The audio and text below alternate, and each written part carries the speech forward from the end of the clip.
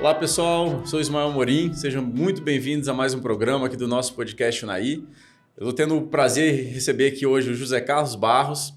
Seja bem-vindo, José Carlos. Olá pessoal. Ele que é diretor de ensino e instrutor de trânsito, né? E vamos bater um papo bem bacana sobre muitas curiosidades, orientações, né? E mostrar um pouquinho, né, José Carlos, ou bastante da sua autoridade aí nesse e diversos outros assuntos aí que a gente tem conhecimento também de bastidor. Como eu te falei, seja muito bem-vindo e conta para nós, por gentileza, né? Quem que é o senhor José Carlos Barros?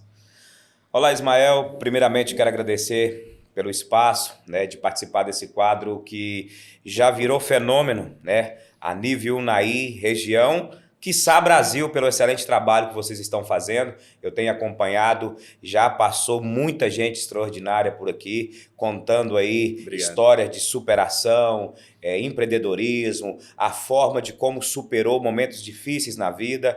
E tinha pessoas que eu era fã já e fiquei mais fã ainda através desse quadro. Legal. Então espero que eu possa também bater um papo legal, descontraído e falar desse assunto que é de extrema importância e que lamentavelmente de pouca relevância que os órgãos públicos dão, que é o trânsito, mas quero também falar um pouco sobre mim, da minha vida, para ficar um bate-papo bem interativo e descontraído.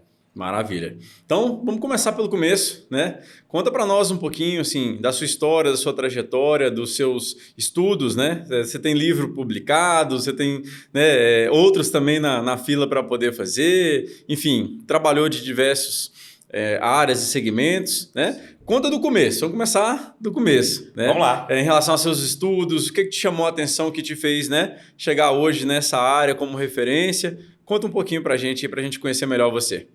Ismael, primeiramente, o Zé Carlos adulto hoje, ele foi uma criança muito sonhadora, que se transformou num adolescente muito sonhador e que até hoje é um sonhador. E é o que me motiva. Importante. É o que me motiva todos os dias. Eu comecei a trabalhar muito novo, aos meus 12 anos de idade, tirava leite numa chácara que meu pai tinha próximo à Natalândia. Eu ia de bicicleta a 2 quilômetros da cidade. Aquele leite que eu tirava, eu vendia o que o povo chamava naquela época a famosa freguesia. E ali já teve o meu primeiro passo do que é empreender, do que é ter o seu próprio dinheiro. O meu pai fazia aquilo como uma forma de incentivo. Obviamente que nos dias atuais, se fizer algo desse jeito, é problema perante a lei, né? Mas naquela época foi muito importante para mim. Eu aprendi a valorizar. Na prática mesmo. Na prática. E nesse mesmo ano, eu com 12 anos, daquele dinheiro ali que eu conquistei, tirando leite e vendendo, eu montei uma locadora de sócio com meu irmão. Em Natalândia não tinha esse tipo de nicho. E dentro dessa locadora, um videogame junto, uma sorveteria. Então era multi-empresas dentro de uma só. Naquela época lá um videogame e tudo mais. Era um negócio, e era bem na transição do Super Nintendo para o PlayStation. Foi um fenômeno na cidade. E quando eu estava com meus 13 anos, eu tive um trauma muito forte, que foi a perca do meu pai, né, em setembro de 99, 31 de setembro, não esqueça essa data. E aquilo ali realmente causou um problema muito sério, que eu era muito apegado a meu pai, era muito ligado a meu pai. Tanto é que a sociedade, com meu irmão, começou a ter aquela sazonalidade por causa das oscilações da minha emoção em decorrência da perca do meu pai. Tanto é que eu vendi a minha parte para o meu irmão e fui trabalhar, né, em outras empresas. Eu arrumei um emprego num posto de combustível como lavador de carro. Na parte da manhã eu lavava carro, na parte da tarde eu trabalhava como frentista. É como se fosse 2 empregos em uma mesma empresa. Posteriormente fiz um teste numa rádio lá, já era um pouco mais tarde, né? Eu já estava com 16 anos. Eu fiz um teste numa rádio lá, passei. E foi uma experiência traumática para mim, porque aos 16 anos era o momento que a minha voz estava naquela oscilação do grave, do agudo, e virou chacota e virou gozação. E eu, de raiva daquilo, abandonei, preferi sair. Mas, posteriormente, eu voltei para esse ramo de comunicação, tanto é que desde a eleição de 2004 em Natalândia até a última, eu fui comunicador de palanque. Então, estou envolvido nessa série de coisas, na área comercial, trabalhei na área comercial, já cheguei a ser gerente de uma empresa muito grande aqui, Unai, empresa privada maior que tem aqui em número de funcionários. cheguei ao ponto de ser gerente no segmento de bebida, tive outras experiências no segmento pneumático. Então, assim, a área comercial como um todo, ela também me engabaritou para que eu pudesse saber como lidar com as coisas. E caí de paraquedas, confesso que foi de paraquedas na área do trânsito. Nunca passou pela minha cabeça um dia ser instrutor de trânsito, ser diretor de ensino em trânsito, credenciado ao Detran, e de paraquedas caí nesse segmento e apaixonei. Passei num concurso posteriormente nessa área, na cidade de Patrocínio, fiquei lá por 1 ano, exonerei do concurso por questões de custo de vida mesmo, se não estava sendo viável ficar ali só pelo status de servidor, né? Aí retornei para a Unai. Hoje estou trabalhando com um grande amigo meu no escritório de advocacia aqui em Unai. Estou fazendo o curso de Direito, mas sou formado em Educação Física, sou formado em Teologia. E, cara, esse é o Zé Carlos que está aqui para bater um papo legal com você hoje.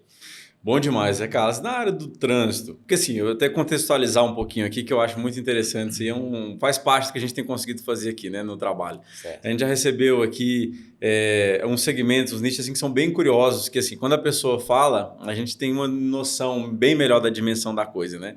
Igual, então, um pequeno exemplo aqui do Marcão, o personal que teve aqui com a gente também, preparador físico, na verdade, que também é árbitro de futebol, né? A gente mergulhou no universo ali, por exemplo, sobre o árbitro de futebol, né? Certo. Então, contigo eu estou vendo essa oportunidade de a gente falar também sobre um assunto, uma profissão, né, que a gente lida com frequência, mas não tem, pelo menos eu, né, falar por mim, conhecimento muito raso sobre, né, a complexidade, a não ser quando você tem o interesse de ir lá tirar a sua carteira, né, você é obrigado a estudar um pouco mais e tudo, mas isso assim, mesmo. É do nosso cotidiano, né? Nosso dia a dia. E às vezes a gente não dá nem para nós uma devida importância, mas que sim é sério. Quando acontece algo, a gente tem penalidade sobre isso, então sempre é importante lembrar e estar atento, né?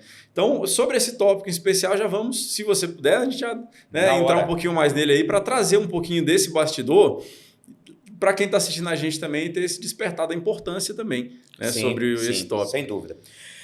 Inclusive você que está nos acompanhando através desse quadro, esse assunto eu considero ele de extrema importância.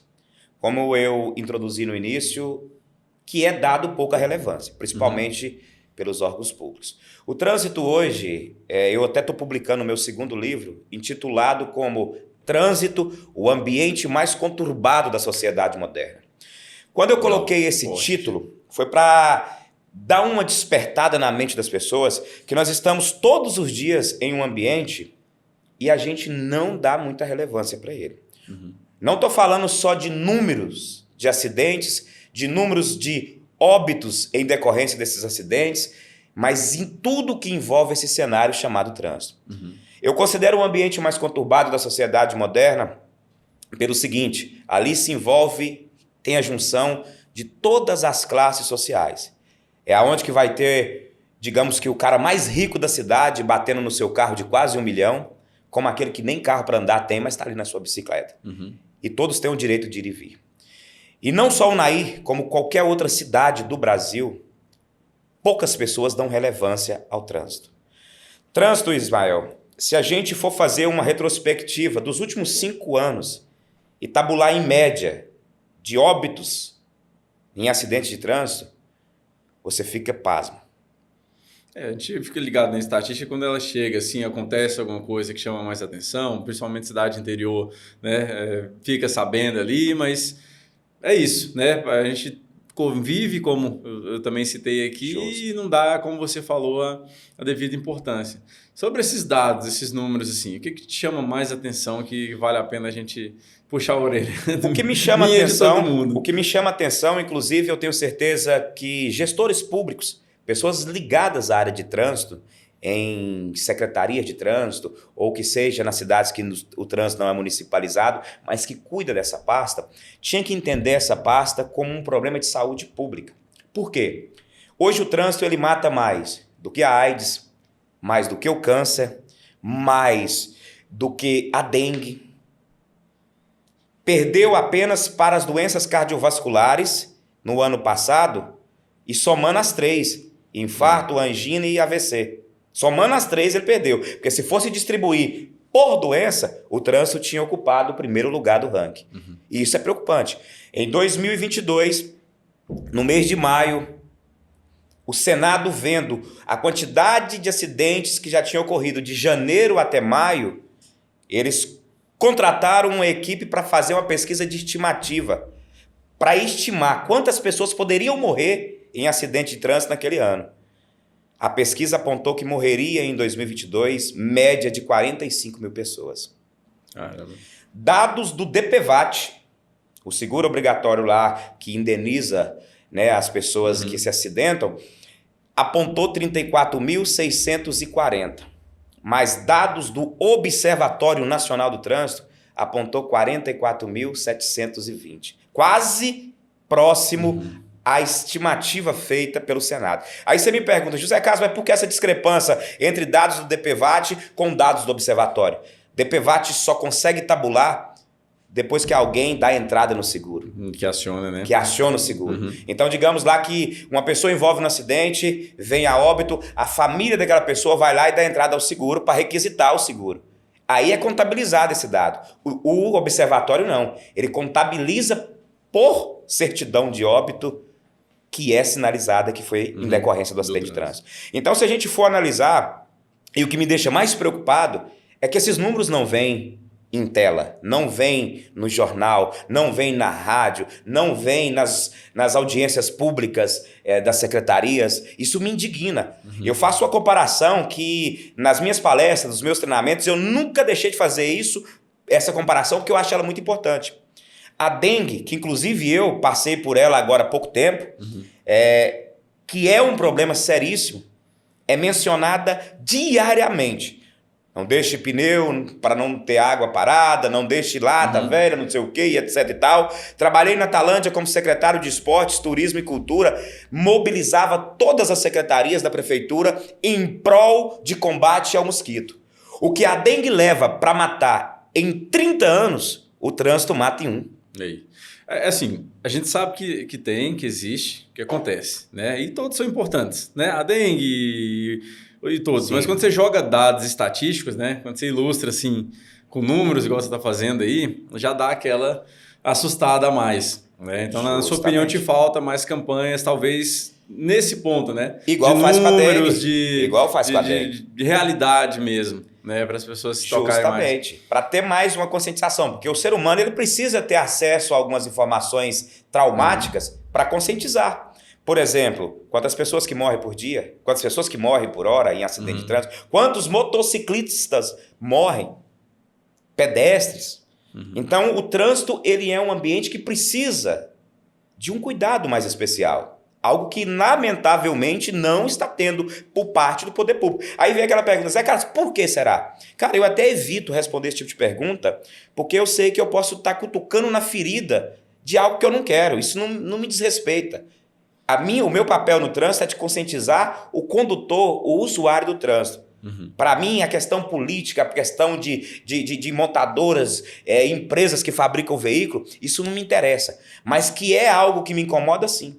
Por que não menciona? Do contexto, né? Faz parte. Por que não menciona? Por que esse número não vem na apresentação de um jornal? Dados do DPVAT, morreu, não sei... Não, a dengue vem. Eu não estou aqui desmerecendo a dengue, eu passei estreito com a dengue agora há pouco tempo. Eu sei que é um problema sério de saúde pública. Mas se a dengue leva 30 anos para vitimar em óbitos aquilo que o trânsito vitima em 1 ano, por que a prioridade é a dengue e não o trânsito? Questão de atenção, né? Dar atenção a pontos que precisam. Não desmerecer um ou outro, mas sim valorizar questão da prioridade. E falar sobre aquilo que precisa ser falado. Se você chegar no Agarram, no hospital de base, eu tive a curiosidade de ir. Inclusive no meu livro que eu estou publicando, tem relatos de pessoas, é tipo uma pesquisa de campo. Tem fotos de pessoas, vai ter fotos de pessoas. Eu peguei o meu carro, fui por conta própria, entrei dentro do Agarram, entrei dentro do hospital de base. Você fica louco. Tem uma ala lá que é só de pessoas que envolveram acidente de trânsito. Aí você vê um motociclista com a perna amputada, você vê lá uma pessoa que corre o risco de não andar mais nunca, que pode ter aí uma paraplegia ou uma tetraplegia em decorrência de acidente de trânsito, porque às vezes estava sem um cinto, ou porque às vezes tomou um aperitivozinho e assumiu a direção do veículo, ou porque às vezes excedeu o limite de velocidade, como muitos falam, eu quero ser livre. Então, eu tenho um trabalho feito em relação ao trânsito, que eu faço pessoas nas minhas palestras correr lágrimas nos olhos. Porque assim, a gente escuta algumas jargões, né? Algumas falas assim, que a gente tem que dirigir hoje não só para nós, mas também pelos outros. Né? A direção defensiva uma pessoa, é por essa. exemplo, que resolve ingerir uma bebida alcoólica, ela está assumindo esse risco, né? Ela está assumindo o risco não só dela, mas do contexto do trânsito em si. Justo. Então, às vezes a gente só vai assustar quando vê alguma situação que acontece mais próxima, uma situação que acontece mais perto, a gente acha assim que tá mais longe da gente, enfim, mas é de fato algo a ser reparado diariamente, né? Até porque é mais fácil a gente aprender observando do que se você tiver que viver cada uma dessas situações. Justamente. Né? Então, de fato, um assunto aí que merece ser uma abordagem especial. E aí você, na sua posição, né, com o seu conhecimento, nas suas palestras, queria que você falasse um pouco mais sobre, né, esse trabalho que você faz. Você acabou de falar aí, eu vou querer saber também, né, que as pessoas chegam a se emocionar, né, nos seus treinamentos e cursos. Como que é? Assim, qual que é a abordagem? Tipo, inclusive, vamos abrir essa pergunta também. Como que a pessoa pode estar tendo acesso, a pessoa que também valoriza esse tópico, de estar contratando isso, e qual o público ideal, vamos dizer assim, para que você tem costume de se apresentar, né, para poder levar e falar mais sobre esse assunto que gera essa emoção para eles? Maravilha. Para o empresário que está nos vendo, ou até mesmo pessoa que queira apenas simplesmente, eu quero reciclar, não vou usar a palavra reciclar, porque eu não gosto dessa palavra reciclar, que para mim recicla é lixo, né? Uma pessoa, vamos reestruturar a dirigibilidade, o ato de dirigir. Você empresário que tem uma empresa que tem vários funcionários que trabalham utilizando o veículo, eu posso, pelo menos, conscientizar os seus motoristas a um ponto de dirigir de um ponto a outro, evitando o acidente, evitando o gasto excessivo de combustível. E a minha pegada, o meu treinamento, a minha palestra, todos os lugares que eu vou, eu faço tipo um cronograma desde a direção defensiva, normas de circulação e conduta, convívio social no trânsito, que é um tópico importantíssimo, legislação de trânsito, as atualizações que teve e principalmente o dado que eu abordei anteriormente, a morte no trânsito. E aí que eu faço as pessoas se emocionar. Porque muitos de nós já perdemos amigos, talvez até familiares, em acidentes de trânsito. E como está até escrito na Bíblia, é melhor onde há uma casa com luto do que onde há um banquete. E a gente só faz a reflexão quando está ali vendo um caixão na nossa frente, em decorrência daquilo que você talvez poderia estar lá também. Cara, ele morreu porque estava em alta velocidade. Eu só ando em alta velocidade. Aí por um mês você para de andar em alta velocidade, por quê? Porque você ficou conscientizado naquele fato, naquele ocorrido. Aí passou, caiu no esquecimento, você acelerando o pé de novo. Então é mais ou menos nesse sentido. Meu trabalho é conscientizar as pessoas regularmente de que o trânsito é um ambiente sério. Tem uma brincadeirinha que eu faço, essa eu posso bater no peito e falar que foi eu que fiz, que eu criei, patenteei, não copiei de ninguém. No final das minhas palestras eu coloco as músicas das velocidades. Eu coloco a música do Martinho da Vila, que é aquela que fala assim, é devagar, para correlacionada com a velocidade de 80. Porque eu entendo que a velocidade de 80 é uma velocidade de segurança. É claro que se você se acidentar a 80, dependendo da circunstância, você também vai ter consequências. Mas eu entendo como uma velocidade de segurança. Para a velocidade de 100 km por hora, eu já coloco ali aquele modão sertanejo lá, que eu acho que na hora a turma dá até vontade de abrir uma cerveja, comer um torresmo, que é aquela do milionário José Rico que fala, essa longa estrada da vida. Mas para velocidades acima de 110, porque o máximo pelo Código de Trânsito Brasileiro é 110. Aí eu falo, para 80 você canta, para 100 você canta, acima de 110 você não canta. As pessoas cantam segurando o seu caixão. Segura na mão de Deus. E não há, meu amigo, uma música mais triste do que essa. Você vendo um caixão sendo carregado e ali dentro talvez um jovem que perdeu um futuro brilhante pela frente, um idoso que por mais que já viveu, tinha algo a mais para conquistar e uma criança que não viveu nada. E a gente depara com isso todos os dias no nosso país, inclusive na nossa cidade, Ismael. Eu vejo acidente de trânsito, eu já deparei com alguns acidentes de trânsito que eu naí, e grande parte deles é falha humana. Tem até uma pesquisa recente que fala que de 100% dos acidentes, 90% é falha humana. Isso é pesquisa feita. E dentro dessa falha humana tem a imprudência, a negligência e a imperícia. A imprudência, ela é disparado. É o cara que tomou a cachaça e assumiu a direção do veículo e matou uma família todinha que não tinha nada a ver com as decisões dele. Ou aquele cara que por negligência não trocou o pneu do seu carro, que está lá careca, e numa curva o carro não conseguiu, sabia, ele negligenciou. Foi lá e atropelou talvez um motociclista que havia no sentido contrário. Então eu simplesmente falo, não estou aqui para ser um hipócrita. Antes de eu entrar na área de trânsito, eu era uma pessoa irresponsável no trânsito. Eu era imprudente, eu era negligente e me achava o perito. Achava o melhor motorista da rodada. Depois que eu entrei nesse cenário trânsito, como eu disse, caí de paraquedas, eu vi que a gente tem que mudar.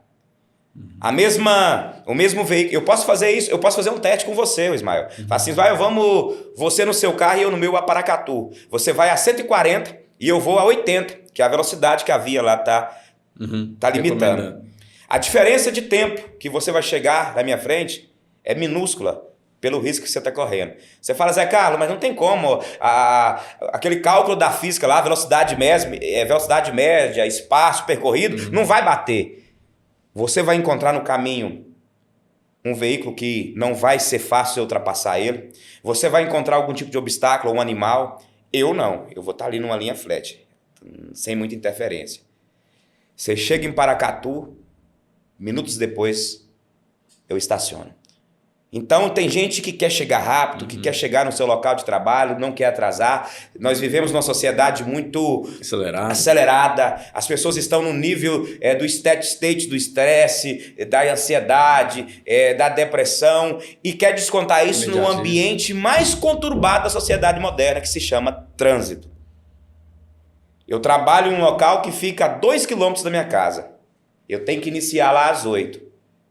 Eu vou sair lá de casa 10 para as 8, eu tenho que programar o meu itinerário, porque no trajeto eu posso encontrar uma blitz de trânsito, eu posso encontrar um acidente que ocorreu, eu posso encontrar uma série de coisas e eu vou tentar recuperar isso aonde? No trânsito. E aí parece que é mais fácil, né? Assim, na cabeça da gente parece que é mais fácil eu dar uma pisada a mais e resolver o negócio antes do que me organizar mais e ser mais prudente, né? Vamos dizer assim.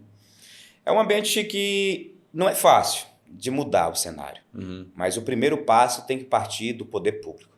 Eu acho que você citou um ponto interessante, que né, a gente que está também no mesmo cenário de trânsito e no dia a dia, às vezes não percebe. Aliás, o que eu vou citar? Percebe no momento extremo, que é o exemplo que você deu, né? Certo. Ver um óbito, né, na sua frente, que é a situação mais extrema possível.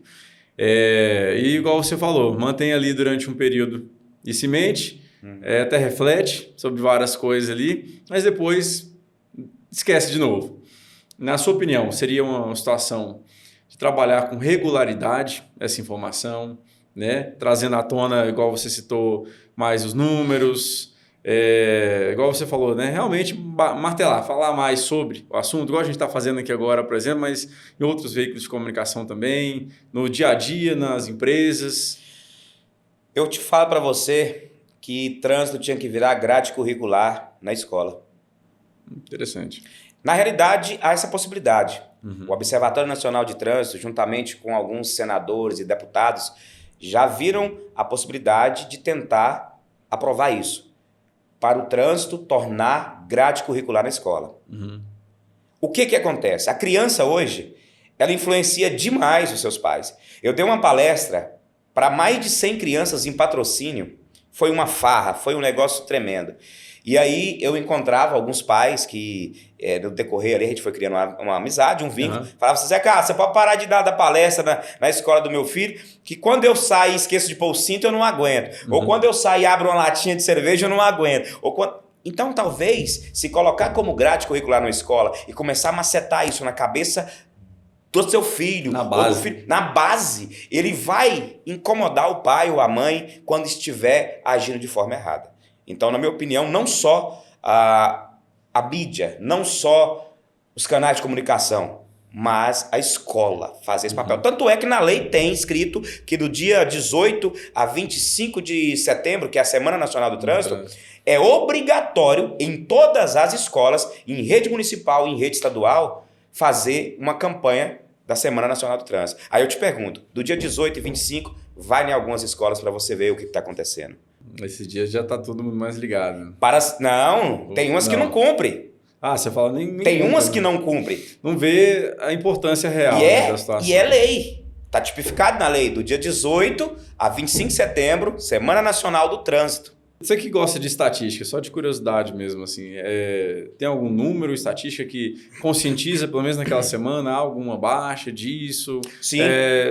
Sim. Na sequência, dá alguns reflexos que são positivos? Foi notado em pesquisa feita pelo Observatório Nacional do Trânsito, feito pelo próprio IBGE, que no mês de maio, por causa da alusão ao Maio Amarelo, e no mês de setembro, por causa da Semana Nacional de Trânsito, diminui sim o número de acidente por causa do excesso de informações. É o link direto. As blitz educativas.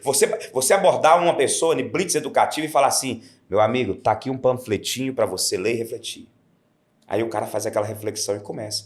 E a gente precisa disso. Como eu disse, eu não era um cara extremamente responsável no trânsito e depois que eu passei por essa área... Se você vê eu sem cinto, Ismael, você pode filmar e me mandar para a polícia me multar pelo aquele vídeo. Se você vê eu tomando uma cerveja dirigindo, você pode fazer o mesmo. Porque eu comecei a me policiar. Dá vontade, tem hora. A hora que você escuta o barulho do WhatsApp, dá vontade de você ir lá e ver. Mas, porra, pra quê? Eu tô dirigindo. É meio automático, né? Só tem que saber separar. Tem até um vídeo muito interessante. Esse vídeo foi eleito um dos melhores vídeos de conscientização. Um cidadão dirigindo um carro na rodovia. E aí ele, em alta velocidade, o telefone dele apita lá, a mensagem do filho. A hora que ele leva a mão, aparece ele mesmo no futuro. Todo enfaixado, todo machucado. Acho que eu vi essa. Já viu? Depois ele abre uma latinha de cerveja, aparece outro. E isso é muito legal. Isso faz a gente refletir, faz a gente conscientizar. Impactante. Então, acho que precisa disso. Desde a base, que é a escola, e do poder público. Eu falo poder público porque eu fui secretário em prefeitura, fui concursado lá em Patrocínio, trabalhei diretamente na Secretaria de Trânsito. E tem muita coisa que pode ser feita. Eu apresento no papel como cumprimento de lei, mas na prática eu não faço. É o caso das escolas. Eu mando para a CRE, para a SRE, mando para o Estado, Secretaria de Estado, como se eu cumpria a Semana Nacional de Trânsito. Mas eu não fiz nada da Semana Nacional de Trânsito. Você tem uma ideia, Maio Amarelo, eu tenho conhecidos aqui em Unai, que é da área de trânsito, nenhum de nós fomos convidados por nenhuma escola para falar sobre trânsito. Nenhum de nós. Quem falou foi o professor. Quem falou foi o diretor. Não estou desmerecendo o professor e nem o diretor. Talvez eles tenham conhecimento legal para passar. Inclusive, podem passar mais vezes. Né? Mais vezes, não só na semana, não só no Maio Amarelo e nem em setembro, que é a Semana Nacional do Trânsito. Então, precisa disso. Informação reflete diretamente, né? Justamente. No resultado, né, da não complicação, vamos dizer assim. Justamente. José Carlos, igual você falou, a base é muito importante, né? Isso aí, eu conseguiria fazer algumas críticas aqui em relação àquilo que a gente aprende, que às vezes não tem usualidade nenhuma, né, cara? No dia a dia, assim, tanta coisa que tem que não é abordada. Mas um ponto interessante que você também falou foi sobre as características das pessoas, né? Realmente todo mundo está muito acelerado, você tem sempre uma notificação de celular que vai chegar, você tem sempre... eu acredito que dividido, né? Hoje na cabeça entre o físico, real e o virtual também. A gente está o tempo inteiro conectado ali. É claro que tem ferramentas, né? Um Bluetooth ali do carro, outras que facilitam. Também queria até uma análise sua em relação a essas ferramentas, assim, até que ponto elas estão ali para ajudar mesmo ou até não, né? Mas você acredita, cara, que a sociedade como um todo, você que tem uma análise mais macro também da situação, ela está mais dispersa nesse quesito em relação às emoções que coloca para jogo e uma coisa interfere na outra, né? Você citou aí a própria ansiedade também, que é muito falada, né? Enfim, uma série de sentimentos ali. Você acha que isso meio que se mistura para a gente chegar no título do seu livro, né? Que é tão, assim, forte? Sem dúvida. Dentro do meu livro, tem uma parte que eu falo só disso. Repete o título, que ele é forte, eu gostei. Trânsito, o ambiente mais conturbado da sociedade moderna. E dentro dele, eu falo muito dessa questão das emoções.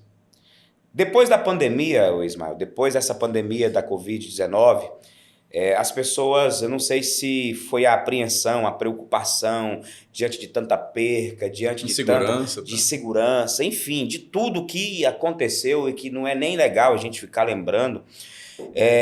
A questão da emoção, ela é um negócio que interfere no trânsito diretamente. Quando eu falo lá nos meus treinamentos, palestras sobre a parte do convívio social no trânsito, eu bato muito nessa tecla. As pessoas andam muito à flor da pele. Eu vou citar um exemplo meu. Eu fui acometido por uma crise de ansiedade em 2 momentos. Em 2021, entre maio de 2021 até outubro. Isso na pandemia. Punk. Que era um segundo ano. Um negócio punk. Eu vou te falar. Eu até arrependo de uma brincadeira que eu fiz no passado. Para quem está me vendo e que passa por situações de ansiedade, depressão, eu até peço desculpa por uma fala que eu falei lá no passado. Uma brincadeira boba. Que eu falei assim, ó. Quem é acometido por ansiedade e depressão é gente fresca. E eu retiro isso. Porque eu passei por isso.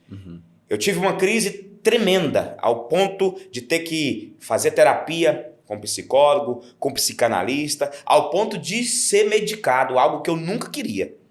Beleza, achei que tinha sido resolvido o problema.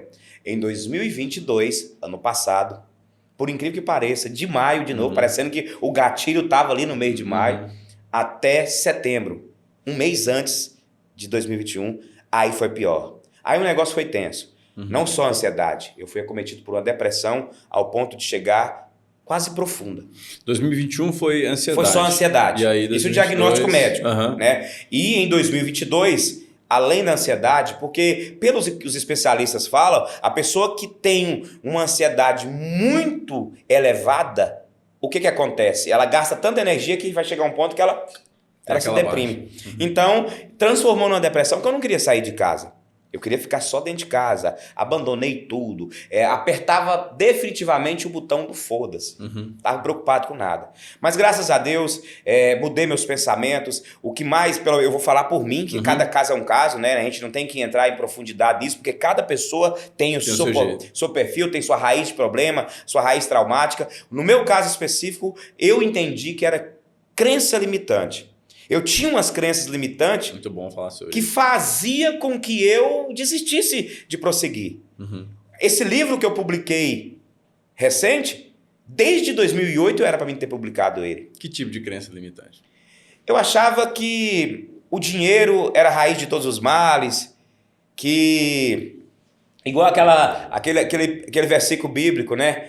É mais fácil um camelo passar pelo buraquinho da agulha do que o rico entrar no reino do céu. Eu ficava muito interiorizando isso. Depois que eu fiz teologia, eu comecei a libertar a mente para isso.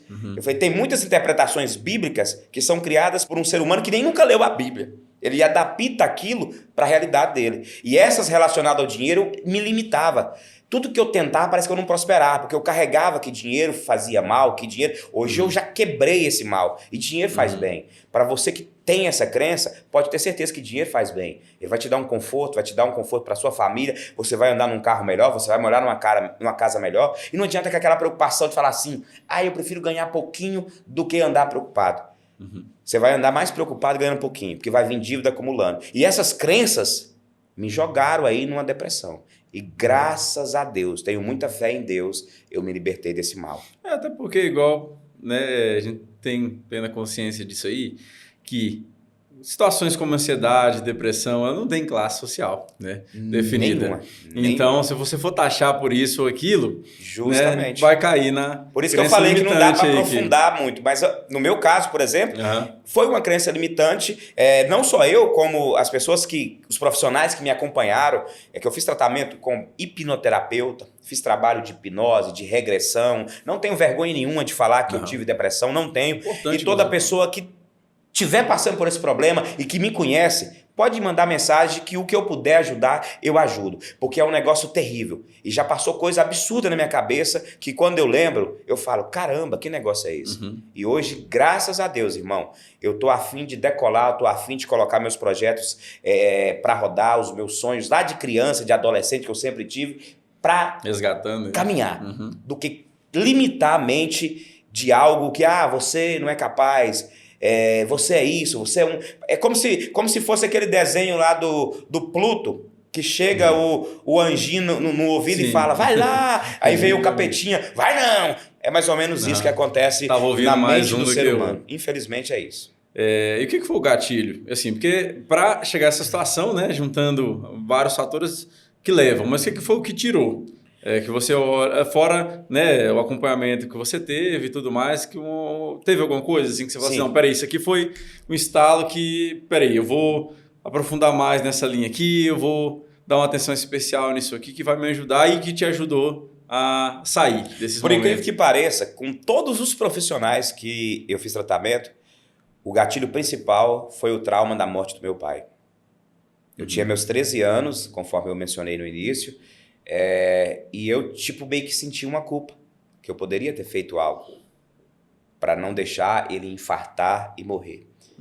E eu fiquei carregando isso até pouco tempo. Hoje eu consigo olhar para uma dimensão diferente. Eu não era médico, eu não dava conta de fazer uma reanimação cardiopulmonar nele, não ia adiantar nada. Então, porque eu acordei, quando minha mãe me chamou, de 13 anos, eu acordei, fica aí com seu pai que eu vou ir na casa da sua irmã chamar ela que ela tá passando mal. Eu cheguei lá, vivenciei tudo, e sabe o que eu fiz? Meio sonâmbulo, voltei para a cama e dormi. E na segunda vez que eu acordei, lamentavelmente, ele tinha falecido. Aí eu carreguei isso. Eu sou culpado, eu não sei o quê. E não, cara, eu não sou culpado. Eu não era culpado, eu tinha apenas 13 anos. Tanto é que eu fiz um poema em homenagem ao meu velho pai, que toda vez que eu narrava esse poema pra galera, eu chorava igual menino. Hoje não, hoje eu consigo narrar ele e rir no final. Rir por quê? Porque eu pude curtir com meu pai os melhores momentos que teve. E antes não. Você pode falar ele? O poema? Eu não sei se eu vou... Ele é longo. Ele é muito longo. Pode falar? Manda. Esse poema, ele é muito triste e é muito emocionante. Para você que tem seu pai ou sua mãe, dê valor. Porque um dia tudo chegará ao fim. Eu tinha apenas 13 anos de idade quando meu pai se foi dessa vida, com certeza para uma melhor do que essa, pois sei que ele está do lado de Deus. O meu pai foi, mas deixou tudo como ele sonhava. Dos 8 filhos que teve, vendo tudo acontecendo como ele planejava. O mais velho, o Edivaldo, puxou dele aquele jeitão sistemático, às vezes apavorado em tomar algumas decisões. O José Roberto, seu jeito mais cauteloso em cuidar das coisas com mais atenção.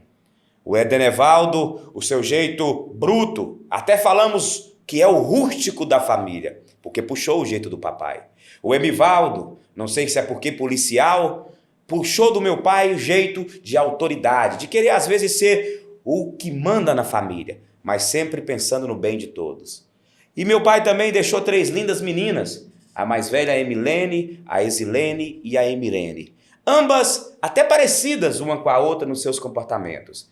Mas eu tenho certeza que lá do céu, o meu pai tem orgulho dela, por saber que mulheres puxaram o jeito de fibra que ele teve. E por último, eu, essa pessoa que vos fala e que fez esse poema e que antes, quando narrava, chorava e não aguentava. E hoje, no final, eu apenas tenho sentimento de gratidão pelo que meu velho pai fez para mim e por toda a nossa família. Aí, rapaz, ó.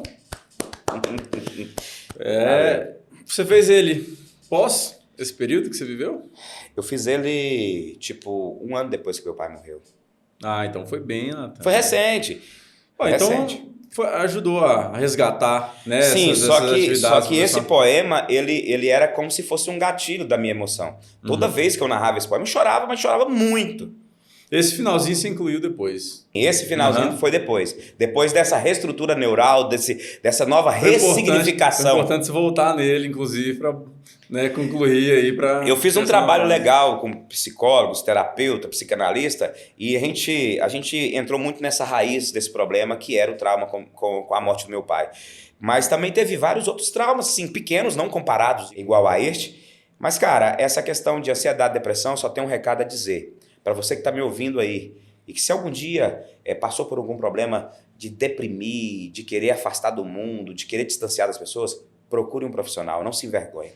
Não se envergonhe. A maioria das pessoas que suicidam é porque tem vergonha de procurar ajuda.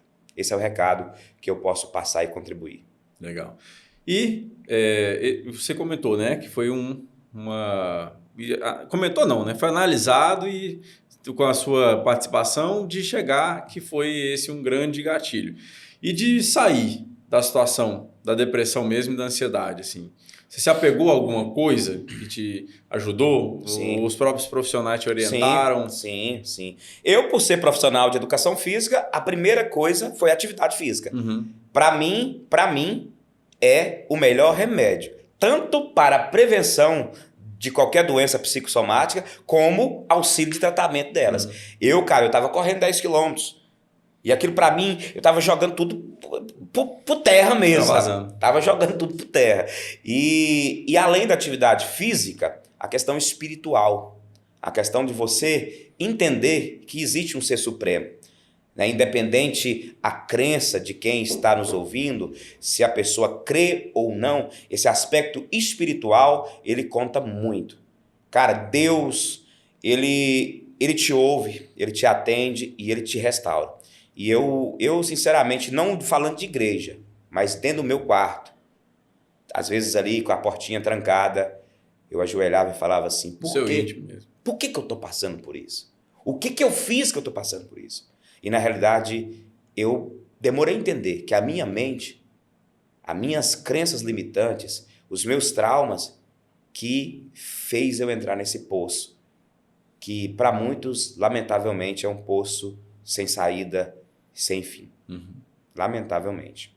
Cara, muito bom você compartilhar isso com a gente, né? Se permitir falar, igual você falou, tem muita gente que tem vergonha, não só de buscar auxílio e ajuda, mas também de falar sobre, porque assim como a gente já teve a oportunidade aqui de receber pessoas que também comentaram momentos assim de suas vidas, que soma muito com a nossa missão aqui como veículo de comunicação, né? Que é justamente levar essa mensagem para quem está do outro lado ali vendo e assistindo, para essa pessoa que está vendo o José Carlos aqui, né? Que é um profissional, que é uma pessoa que né, tem sua história, assim como todo mundo tem, mas está se permitindo contar parte dela, que se alguém tiver de repente passando por isso, está recebendo agora né, uma dica, uma orientação aí de quem já passou e que está aqui, graças a Deus, bem, né? Graças a Deus. Contando a sua história. É uma história muito bacana. Graças a Deus. Zé Carlos, vou abrir agora né, a palavra para você novamente, para você passar uma mensagem para a galera. Hoje tivemos a oportunidade de conhecer um pouco mais né, de você como profissional, como pessoa. Obrigado mais uma vez por compartilhar com nós esse bastidor. Essa, como eu falei, a grande missão nossa, porque a gente tem isso, né? Recebemos profissionais de diversas áreas, pessoas que são autoridade naquilo que estão falando, e é importante a gente dar uma quebra nessa imagem, não da profissional, mas daquele engessamento, né? Que às vezes acompanha. A pessoa mexe com isso, aquilo, né? O Zé Carlos, com aquela voz dele de radialista, do pessoal ali, ele é daquele jeito, né? Já faz uma imagem ali da pessoa. É importante, né? Se a pessoa se permitir, igual você está fazendo hoje aqui, de vir e contar quem ela é, porque é isso que a melhor pessoa para falar da gente mesmo, né? É a gente. É claro que a gente não é dono da razão com nada, mas a gente se permite se apresentar para as pessoas terem uma outra visão né, da gente ali. Eu te agradeço por isso. E deixo para você falar para nós, né, se quiser fazer um resumão aí do que a gente falou aqui em relação a trânsito, sua própria particularidade que você vivenciou em relação à ansiedade e depressão, e mais uma mensagem que você queira passar para o pessoal. Maravilha. Ismael, eu que agradeço pelo espaço, pela oportunidade. Como eu disse lá no início, o quadro seu é fenômeno, né? Já tá deslanchando a nível aí a Brasil, né? E o que a gente falou aqui hoje, de forma resumida, eu só falo o seguinte: trânsito, precisamos da união de todos. Tanto os órgãos públicos, tanto as empresas da iniciativa privada, quanto nós, usuários do trânsito. Porque se não unir, se não fazer essa engrenagem caminhar junto, não vai diminuir o número de mortes no trânsito, não vai diminuir o número de acidentes no trânsito, não vai diminuir nada, porque a imprudência e a negligência parece que está no prazer do brasileiro. Infelizmente, é até doloroso falar um negócio desse. Igual você falou, é uma coisa cultural que tem que ser mexida. É uma cultura enraizada de forma errada e que precisamos cortar essa raiz na ponta.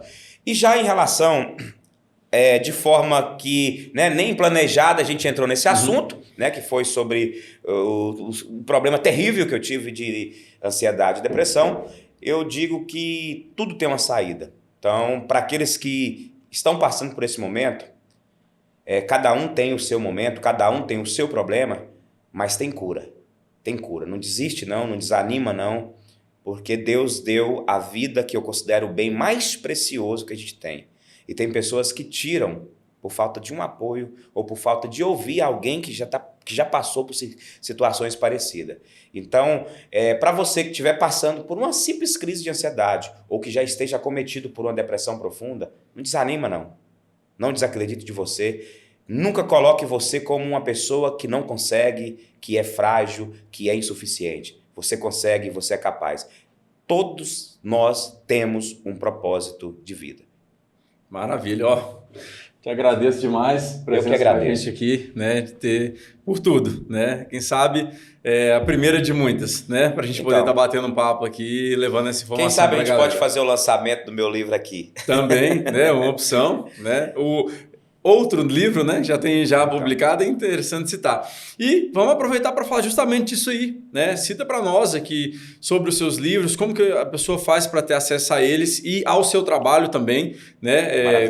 Conta para nós, realmente eu não sei se a pessoa pode estar entrando em contato direto com você, contratando o seu curso, seu treinamento, como que funciona? Então, em relação às obras que eu resolvi publicar, tem até um colega que me faz uma crítica construtiva. Fala, Zé, você tinha que determinar um foco e não ficar abrindo leque. Porque eu publiquei um livro sobre o impacto da atividade física nos fatores de risco dos acidentes cardiovasculares, voltado à minha formação de educação física. Agora eu estou publicando um livro, Trânsito, o ambiente mais conturbado da sociedade moderna, voltado à experiência que eu tive no trânsito. E o meu terceiro projeto de livro é um livro polêmico, esse terceiro, que o título dele vai ter uma confusão, mas eu quero isso. O socialismo e as suas artimanhas de enganar tolo. É um negócio da minha experiência política. Então, assim, Zé, mas por que você abriu uma vertente? Meu irmão, eu sou um cara que quero mostrar a minha experiência vivida nas 3 áreas diferentes. Eu não estou para agregar uma com a outra. Eu quero simplesmente fazer isso. Agora, para adquirir a obra, eu vou falar que é só a do trânsito, porque a do atividade física, eu lamentavelmente tive prejuízos em relação à editora, que eu não tenho coragem de vendê-los. Mas tem alguns exemplares que quem quiser pode fazer contato, que eu presenteio para a pessoa ler e entender a importância da atividade física para o bem da saúde. Legal. E para contratar você? Um curso, um treinamento? Para contratar, que seja empresa ou que seja uma pessoa mesmo que queira tirar o medo de dirigir ou que queira aprender algumas coisas, como fazer baliza, como tirar o carro de garagem, como colocar o carro na garagem, como fazer ali uma ré contínua, tudo isso nós estamos à disposição. É só entrar em contato, né, pelo meu telefone, que é o 38 99862 4093. Ou me seguir aí nas redes sociais, né, no Instagram, josé.carlos.barros, no Facebook é a mesma coisa, que a gente está aí para atender da melhor forma. E é isso, pessoal. Hoje tive o prazer de receber aqui o José Carlos, compartilhando conteúdo e sua autoridade, né, em relação ao trânsito e diversos outros assuntos também. Cumprindo mais uma vez com o nosso propósito aqui do podcast, levar até vocês um conteúdo de qualidade feito por quem vivencia, né, na prática e é autoridade nesses assuntos. Aqui eu me despeço e peço para vocês continuarem acompanhando nosso conteúdo em todas as redes sociais, Facebook, Instagram, Spotify, Deezer, entre outros, né? E esse é mais um programa aqui do nosso podcast Unai. Muito obrigado a todos e até a próxima.